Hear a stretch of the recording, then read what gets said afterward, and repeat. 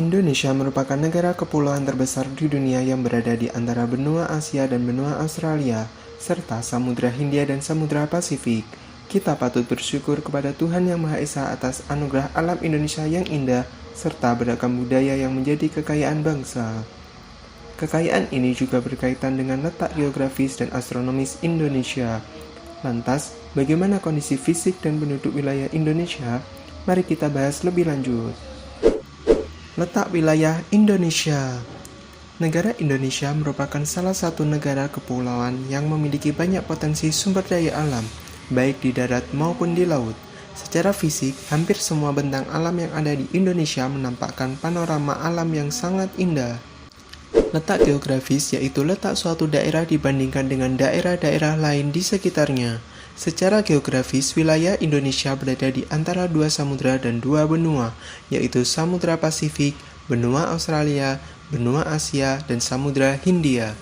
Dengan letak geografis Indonesia yang sangat strategis memberikan beberapa keuntungan, di antaranya banyak pelabuhan ramai yang dilalui jalur pelayaran internasional antar samudra. Di wilayah Indonesia juga bertiup angin muson atau angin musim. Angin muson terdiri dari angin muson barat dan angin muson timur. Angin muson timur bergerak dari Australia menuju Asia melalui Indonesia. Angin muson ini bertiup pada bulan April hingga Oktober yang mengandung uap air relatif rendah disebabkan hanya melalui beberapa lautan yang sempit. Dengan demikian, pada saat terjadinya angin muson ini, Indonesia mengalami musim kemarau. Adapun angin muson barat bergerak dari Asia menuju Australia melalui Samudra Hindia.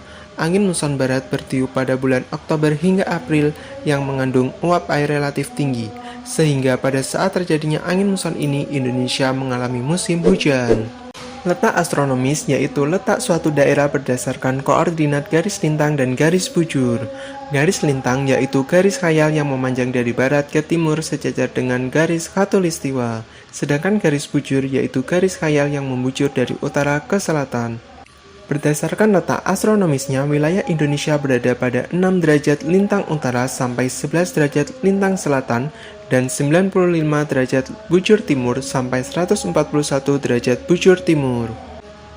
6 derajat lintang utara melintasi Pulau Weh di Nanggroe Aceh Darussalam sebagai wilayah paling utara, sedangkan 11 derajat lintang selatan melintasi Pulau Rote sebagai wilayah paling selatan. Kemudian wilayah paling barat yaitu 95 derajat bujur timur juga melintasi Pulau Weh, sedangkan 141 derajat bujur timur melintasi Sungai Vli di Papua. Akibat letak astronomis, Indonesia beriklim tropis, serta zona waktu terbagi menjadi 3. Indonesia beriklim tropis karena berada pada garis khatulistiwa, yakni yang membentang dari 23,5 derajat lintang utara sampai 23,5 derajat lintang selatan. Dampak dari iklim tropis yaitu wilayah Indonesia mendapat sinar matahari sepanjang tahun dan hanya memiliki 2 musim, yaitu musim penghujan dan musim kemarau. Dampak dari letak garis bujur Indonesia 95 derajat bujur timur sampai 140 derajat bujur timur adalah Indonesia terbagi atas 3 zona waktu, yaitu waktu Indonesia Barat, waktu Indonesia Tengah, dan waktu Indonesia Timur. Kondisi fisik wilayah Indonesia. Setiap negara memiliki ciri-ciri fisik kondisi tertentu, begitu juga dengan Indonesia. Keadaan fisik tersebut dapat dikenali dari keadaan geologi, bentuk muka bumi, dan iklim. Keadaan fisik akan memengaruhi corak atau karakteristik kehidupan makhluk hidup yang tinggal di atasnya. Geologi adalah ilmu yang mempelajari bumi, komposisinya, struktur, sifat-sifat fisik, sejarah, dan proses pembentukannya. Akibat dari kondisi geologi Indonesia adalah adanya pertemuan 3 lempeng tektonik besar, yaitu lempeng Indo-Australia, Eurasia, dan lempeng Pasifik. Tumbukan lempeng tersebut kemudian membentuk rangkaian pegunungan yang sebagian menjadi gunung api di sepanjang Pulau Sumatera, Jawa, dan Nusa Tenggara. Gunung berapi juga banyak ditemui di Pulau Sulawesi dan Maluku. Beberapa gunung berapi di Nusantara sangat terkenal di dunia karena letusannya sangat dahsyat seperti Gunung Berapi Tambora dan Krakatau. Selain itu, tumbukan antar lempeng menghasilkan gempa bumi tektonik, vulkanik, dan gelombang tsunami. Bentuk muka bumi disebut juga relief muka bumi yang terbentuk karena adanya proses endogen dan eksogen. Endogen adalah gaya yang berasal dari dalam bumi, sedangkan eksogen adalah gaya yang berasal dari luar bumi. Gaya endogen dan eksogen inilah yang membuat bentuk permukaan bumi berbeda-beda. Ada dua jenis bentuk muka bumi, yaitu relief daratan dan relief perairan. Daratan merupakan wilayah di permukaan bumi yang tidak digenangi oleh air. Apa saja yang termasuk daratan? Gunung memiliki ketinggian lebih dari 600 meter di atas permukaan laut. Contohnya Gunung Merapi di Magelang, Sinabung di Sumatera, dan Anak Krakatau di Lampung Selatan. Dataran tinggi memiliki ketinggian 300 sampai 600 meter di atas permukaan laut. Contohnya dataran tinggi Dieng di Jawa Tengah dan dataran tinggi Bandung di Jawa Barat. Lembah yaitu wilayah daratan yang sangat rendah serta cekung terdapat di kaki gunung. Contohnya Lembah Anai di Sumatera Barat.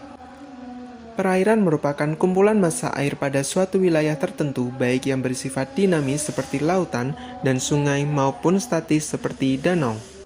Rawa biasanya banyak terdapat tumbuhan air seperti eceng gondok. Danau terbentuk dan berasal dari letusan gunung berapi atau gerakan tanah. Sungai bagian hulu berukuran kecil dan bagian hilir lebih besar.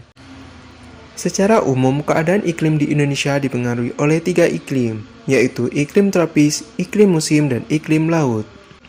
Iklim tropis terjadi karena Indonesia berada di daerah tropis. Suhu yang tinggi mengakibatkan penguapan yang tinggi dan berpotensi untuk terjadinya hujan.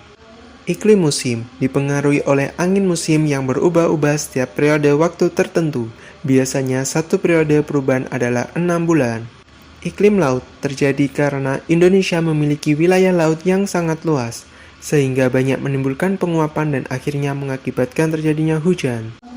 Kondisi sosial budaya Indonesia. Negara Indonesia dikenal sebagai negara yang memiliki banyak keanekaragaman penduduk atau suku bangsa. Keragaman suku bangsa yang terdapat di Indonesia melahirkan keragaman budayanya. Secara umum, kebudayaan yang terdapat di Indonesia dapat dikelompokkan menjadi 2, yaitu kebudayaan daerah dan kebudayaan nasional. Kebudayaan daerah adalah kebudayaan yang tumbuh dan berkembang di daerah-daerah yang ada di Indonesia dan memiliki ciri khas serta karakteristik tertentu. Kebudayaan daerah biasanya memiliki ciri-ciri sebagai berikut. 1. Bersifat khas kedaerahan. 2. Setiap daerah memiliki sistem kekerabatan yang khusus. 3. Setiap daerah memiliki pakaian daerah. 4. Setiap daerah memiliki bahasa daerah. Keragaman budaya daerah dapat diamati dari berbagai bentuk kebudayaan khas, seperti adat istiadat, rumah adat, upacara adat, dan kesenian tradisional. Kebudayaan nasional dibentuk dari kebudayaan daerah yang tumbuh dan berkembang secara nasional. Kebudayaan nasional terlahir sebagai akibat berdirinya NKRI. Terdapat beberapa ciri dari kebudayaan nasional sebagai berikut. 1. Mengandung unsur-unsur budaya daerah yang bersifat nasional. 2. Mencerminkan nilai-nilai luhur dan kepribadian bangsa. 3. Mengandung unsur-unsur pemersatu dan menjadi kebanggaan bangsa Indonesia. Keragaman budaya daerah dapat diamati dari berbagai bentuk kebudayaan, seperti pakaian kebaya, bahasa nasional Indonesia, dan kain batik.